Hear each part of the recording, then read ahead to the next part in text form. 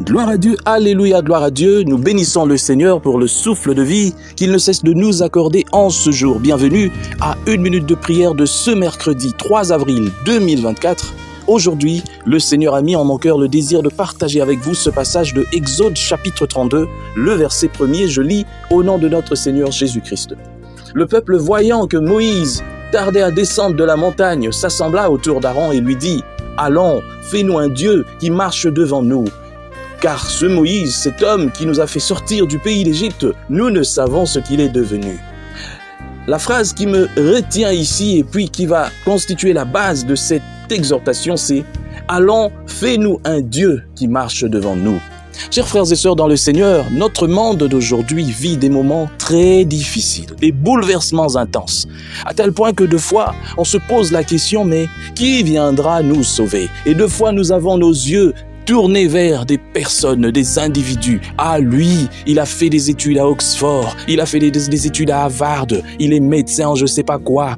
Lui, s'il prend le pays, il va le changer. Oh, dans l'autre, il a fait ceci, il a fait cela. On présente des CV et on dit, voilà l'homme qui convient à la situation. Ou alors on dit, il a tellement milité que si on lui donne, oh, j'ai vu des gens qui ont des bons cœurs, mais qui n'ont pas la notion de diriger.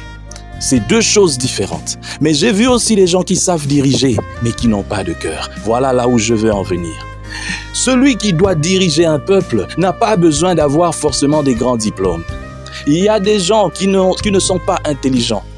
Qui ne sont pas intelligents, c'est-à-dire qui n'ont pas beaucoup de diplômes ou bien de je ne sais pas quoi, mais ont un cœur.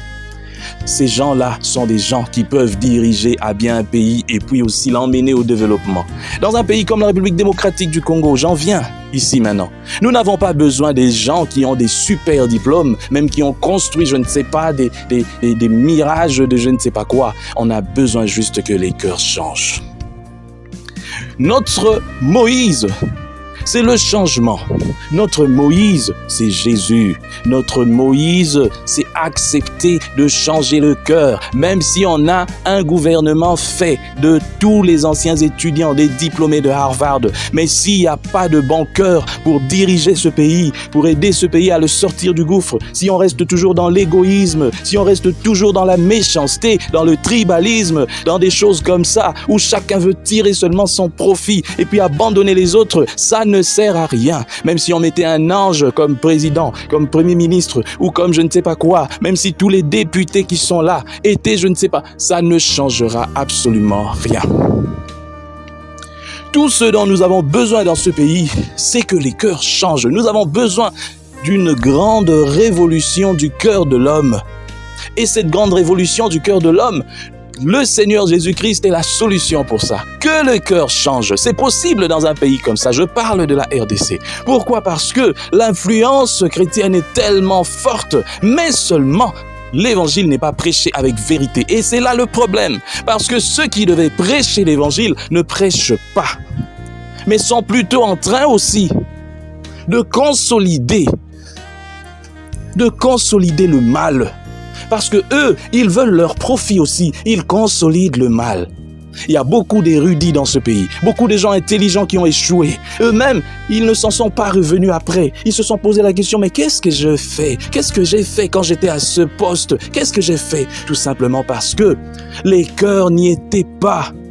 Pendant que vous faites des projets pour arranger telle chose, il y en a aussi qui font des projets pour eux-mêmes, pour leurs enfants, pour leur famille. Eux, ils se limitent seulement à ça. Ils veulent détruire tout un pays. C'est comme quelqu'un qui veut détruire toute une forêt pour tout simplement fabriquer des allumettes. Vous voulez au fait arracher l'argent d'1 million de personnes pour le confort de votre famille, pour qu'on dise voilà, ça c'est une grande famille.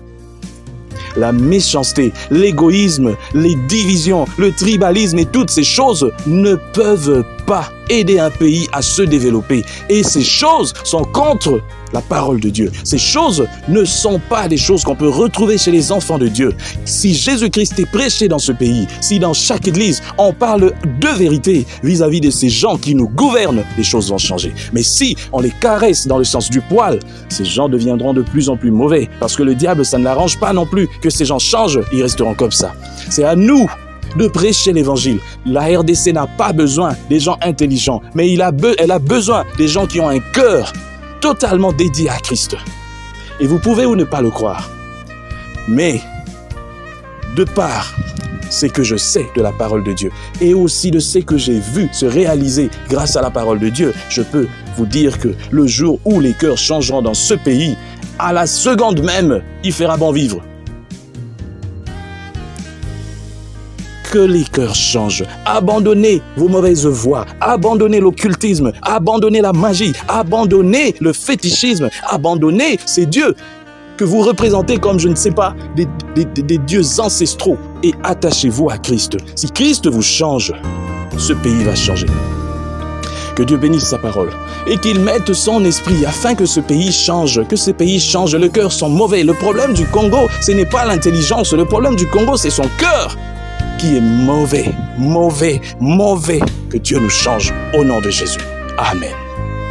Chers frères et sœurs, dans le Seigneur, vous avez l'occasion de servir Dieu avec votre temps, avec votre intelligence, mais aussi avec vos moyens. Soutenez, restez unis dans 1 minute de prière chaque jour. Écrivez-nous, envoyez vos dons ici. Que Dieu vous bénisse.